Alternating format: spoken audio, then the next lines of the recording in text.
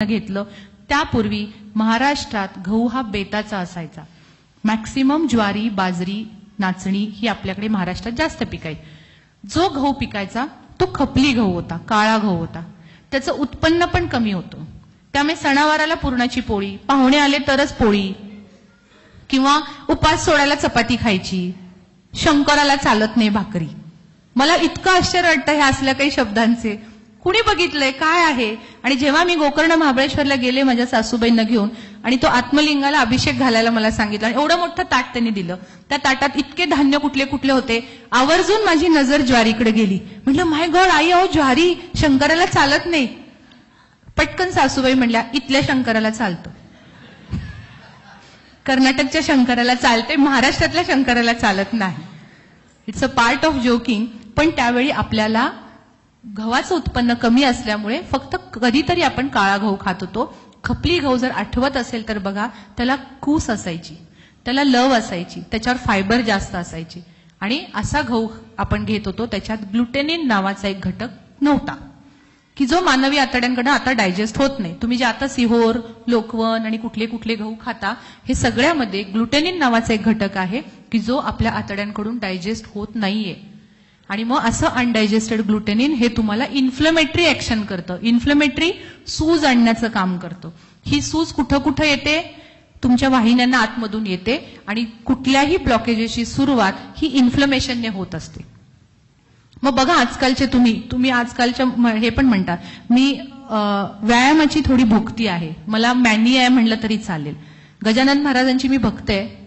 वयाच्या 8वीला असल्यापासून मी एकासनी पारायण वगैरे सगळं करते. माहित नाही, आई करायची, तिचं बघून बघून शिकले.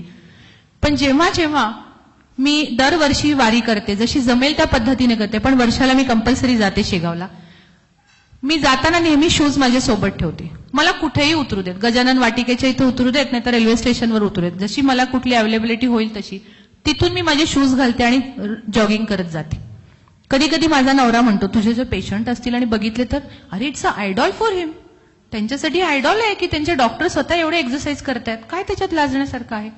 कुठंही जावा, तुमचे शूज तुमच्या सोबत पाहिजेत. जसं तुम्ही गोळी बरोबर घेता किंवा हे करता, ह्या सगळ्या गोष्टींच्या मध्ये एक्सरसाइजच्या बाबतीत सांगायचं हे झालं तर व्यायाम हा जीवनाचा अविभाज्य घटक म्हणून आपण बघतो. ही सूज कमी आणण्यासाठी जे जे काही प्रयत्न आहेत ते सगळे मी तुम्हाला सांगणार आहे. पण आजकालच्या ज्या तरुण मंडळींकडे जर तुम्ही बघितलं तर बघा, तुम्ही उठता बसता त्रास होतो गुडघ्याचा. आजकाल तुमच्या सुना मुली सांगत असेल, आई ग कंबरच खूप दुखते. आजकाल होतच नाही. तुम्ही जेवढ्या स्पीडने काम करता, तुम्ही करता तेवढं सुद्धा काम आजकालच्या तरुण मंडळींना जमत नाही. मी एक्सरसाइजला सकाळी सकाळी जेव्हा निघाले होते, एका ठिकाणी मला आठवते अशा मिडल एजच्या महिला होत्या आणि त्यांच्या चर्चा चालली, कशाच्या आजकालच्या पोरी आलेत, आजकालच्या तरण्या झालेत बरण्या आणि म्हाताऱ्या झालेत हरण्या. मला वाक्य एवढं आवडलं, मी आवर्जून पुढे गेलेली, परत मागे आले, म्हटलं काय म्हणलात काकू, परत एकदा सांगा. अहो खरंच बोलले, आजकालच्या तरण्या झालेत बरण्यासारख्या नुसत्या बसून असतात, कुठे जात नाहीत, हलत नाहीत. आणि आमच्यासारख्या बघा म्हाताऱ्या कशा हरण्यांसारखे टनाटन उड्या मारत जातात. बरोबर.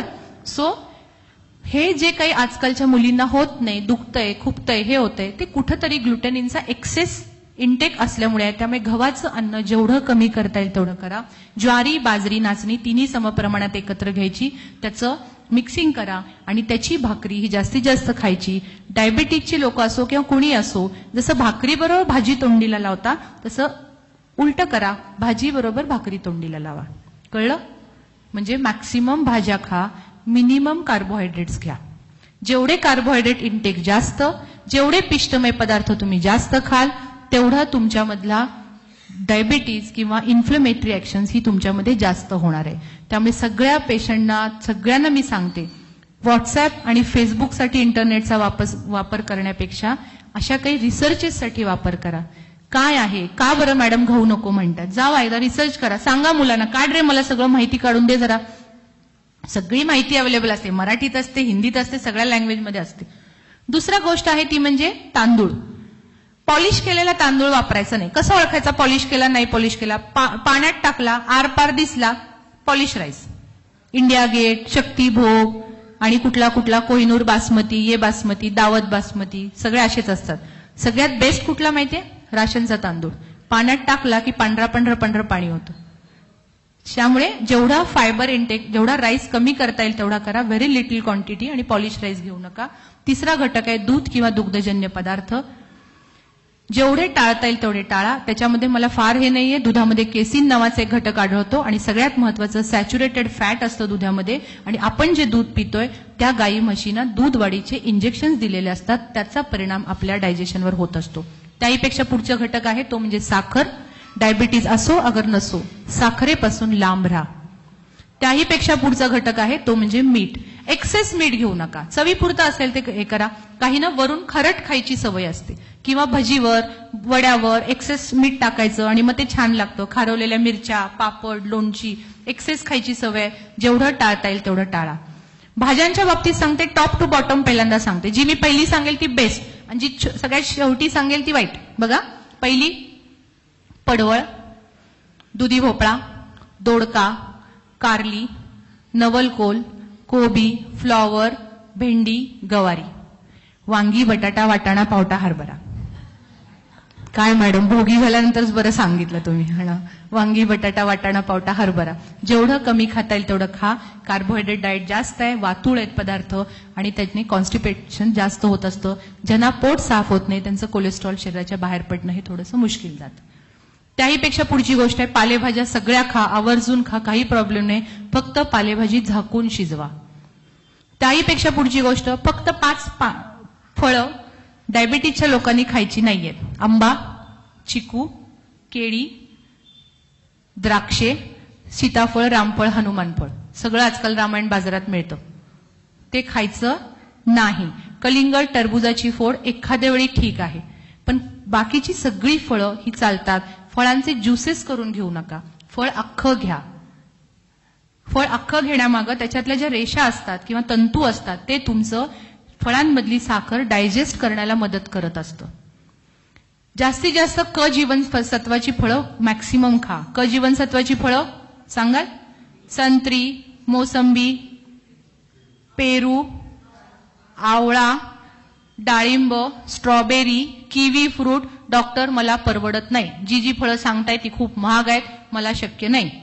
परमेश्वर एवढा ग्रेट आहे की त्यानं लिंबू नावाचं एक असं फळ तयार केलं की जे गरिबांना सुद्धा परवडतं.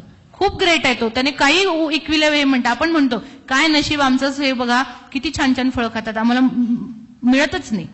काही नाहीये. परमेश्वराने पैसेवाल्यांसाठी पण काय केले आणि न पैसेवाल्यांसाठी केले.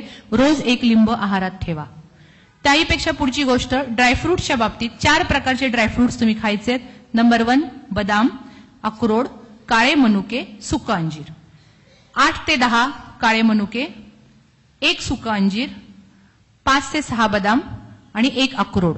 भिजवून खाल्लं उत्तम आहे, दाताला चांगलं आहे, थोडंसं व्हिटॅमिन ई पण डेव्हलप होतं. तसंच खाल्लं तरी चालतं. सकाळी उठल्या उठल्या हे जर तुम्ही तोंडात टाकलं आणि घोटभर पाणी पिऊन जर फिरायला गेला तर तुम्हाला पित्ताचा त्रास होणार नाही. आपल्याला काय सवय असते उठल्या उठल्या? पहिलं गॅसवर पातेलं, दूध टाकायचं, त्याच्यात चहा पत्ती टाकायची, अशी साखर टाकायची, अशी नाही, अशी साखर टाकायची आणि मग तो चहा गॅस कमी करायचा. इकडे झाडू मारायचा, इकडे काहीतरी करायचं. काय हो अजून चहा नाही झाला? नाही, शिजायचा अजून चहा.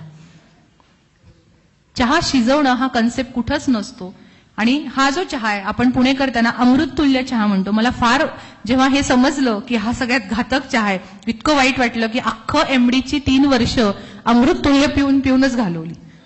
म्हणजे काय, आपण विषच पित होतो असं आमची बरीच चर्चा झाली त्याच्यानंतर. तर कृपा करून चहा तसा करायचा नाहीये. पाणी उकळलं की त्याच्यात चहा पत्ती टाका, थोडासा रंग पिवळसर चेंज झाला, गाळून घ्या. वरून किंचित दूध शक्यतो घालू नका. आवडतच नसेल अगदी थोडंसं दूध घालायचं. पाव चमचा साखर, ती पण डायबिटीज नसेल तर, असेल तर ती पण घालायची नाही. आणि असा पानसट चहा हा तुमच्या शरीराला चांगला आहे. तुमच्या भाषेत बोलले ना, पानसट चहा. काय मॅडम, असा चहा पिण्यापेक्षा नाही पिलेला परवडला. उत्तम, काही नाही, उलट चांगलं वाक्य तुम्ही बोलता. मी हेच मला अपेक्षित आहे, नाहीतर उत्तम. पण शक्यतो हे घेऊ नका, त्रासदायक ठरेल तुम्हाला. किंवा वारंवार चहा पिण्याची सवय बंद करा. कारण शाकाहारमध्ये प्रोटीन कमी पडत असतं. कारण आपण वरण वगैरे जे खातो ती थोडीशी डाळ असते, वर थोडं पाणी असतं, जास्त पाणी घालतो. तर जास्तीत जास्त जेवढं घट्ट वरण खाता येईल, उसळी जास्त खाता येईल, प्रोटीन जेवढं घेता येईल तेवढं घ्या. त्याहीपेक्षा पुढची गोष्ट आहे तेलाच्या बाबतीत कुठल्याही एका ब्रँडवर विसंबून राहायचं नाही. कुठलंही तेल घ्या, ऑलिव्ह ऑइल घ्या, जेव्हा ते उकळतं, स्मोक व्हॅल्यू पर्यंत जातं, तेव्हा त्याच्यामध्ये काय होतात, फॅटी ऍसिड चेंजेस येतात. त्यामुळे कुठलंही तडका बिडकाचा जो प्रकार आहे ना, तो तुम्हाला त्रासदायक ठरणार आहे. इंडियन वुमन्स मध्ये बऱ्यापैकी असतं की गॅसवर कढई ठेवायची, तापवायची, तेल ओतायचं, अगो बाई लसूण चेचायचा राहिला, अगो बाई माझं कांदा चिरायचा राहिला, मग ते गॅस कमी करायचं आणि इकडे कटाकटाकटाकटा सुरू असतो, तोपर्यंत त्याच्यात किती फॅटी ऍसिड्स येतात. त्यामुळे तळलेले पदार्थ खाऊ नका. प्रत्येक 5 लिटर तेलामागे 1 लिटर मोहरीचं तेल वापरा, की जे चांगलं आहे. आणि शक्यतो कच्चं तेल जेवढं खाल तेवढे सांगते. जुना आहार लोकांचा असा होता की भाकरी, ठेचा कसा करायचा, त्यात भरपूर लसूण, कोथिंबीर, जिरा आणि मिरची, त्याच्यात कच्चं तेल घातलं जायचं आणि कांद्यासोबत ही भाकरी खाल्ली जायची. Am I right? हे मोस्ट एनर्जेटिक डाएट होता त्यांचा. आता ते लोक आता जर विचारलं तर काय म्हणतात, हा गरिबांचा डाएट आहे. तुमच्या माहितीसाठी सांगते, मिरची उत्कृष्ट अँटी कोलेस्ट्रॉल, अँटी कॅन्सराइज एजंट आहे. कच्चं तेल ओमेगा 3 फॅटी ऍसिड्स देणार आहे. कोथिंबीर, आलं, लसूण जे काय आहे ते पण अँटी कोलेस्ट्रॉल एजंट आहे. त्याच्यासोबत तुम्ही जी भाकरी खाता ती कार्बोहायड्रेट डाएट आहे, त्याच्यात ग्लुटेन कुठं नाहीये, ती एनर्जी भरपूर देते, ताकद वाढवते. आणि ह्या सगळ्या डाएटमध्ये फायबर कुठतरी हवंय म्हणून कांदा खाल्ला जातो. आणि आपण काय करतोय, सातारा रोड, सोलापूर रोड, इकडे नाशिक रोडला जाताना हॉटेल्स शोधून शोधून थांबतात. इथं पिठलं भाकरी काय सुंदर मिळते माहितीये, काय ठेचा असतो त्यांचा, मग घरी खावा ना. घरी खाणं म्हणजे जरा हेच ना, आपण थोडेच गरीब आहोत. आहे ही समाजातली आत्ताची अवस्था आहे. पैसे पे करून 100, 150, 200 रुपये ताटाला पे करतो, पण ते घरी खायचं म्हणजे नाही खाणार आम्ही. त्यामुळे आवर्जून खा. ह्याच्यामध्ये कुठंही तळलेले पदार्थ फक्त खायचे नाहीयेत. त्याहीपेक्षा पुढची महत्वाची गोष्ट आहे ती म्हणजे व्यसनांपासून लांब राहा. डॉक्टर अर्निश नावाचे एक सायंटिस्ट होते अमेरिकेचे. त्यांनी प्रिव्हेंटिव्ह कार्डिओलॉजीमध्ये बऱ्यापैकी खूप काम केलं. त्यांची एक स्टोरी मी तुम्हाला शेअर करायची. MBBSच्या पहिल्या वर्षाला असताना त्यांना अचानक खूप डिप्रेशन आलं. त्या डिप्रेशनमधून बाहेर काढण्यासाठी त्यांच्या बहिणीने त्यांना मदत केली. त्यावेळी तिथे अमेरिकेत एक इंडियन योग थेरपिस्ट असायचे. ते इंडियन योग थेरपिस्टकडे तिने सांगितलं की मी जाते, मला बराच फरक पडलेला आहे, तू पण चल, तुझं डिप्रेशन कमी येतंय का बघू. आणि ते तिथं जायला लागले आणि हळूहळू त्या डिप्रेशनमधनं बाहेर आले. नंतर त्यांनी त्यांचं MBBS पूर्ण केलं आणि त्या व्यक्तीचा हार्ट पेशंटकडे थोडासा जास्त कल वाढला. खूप रिसर्च केल्यानंतर एका मासिकात त्यांनी त्यांचं एक स्टेटमेंट डिक्लेअर केलं आणि त्या स्टेटमेंटला ऑर्निशचं तत्व असं नावाचं एक हे दिलं गेलं. त्या ऑर्निशच्या तत्वामध्ये काय होतं, सगळ्यात पहिलं तत्व, शाकाहार प्रेफर करा. जेवढा फायबर इनटेक वाढवाल तेवढा जास्तीत जास्त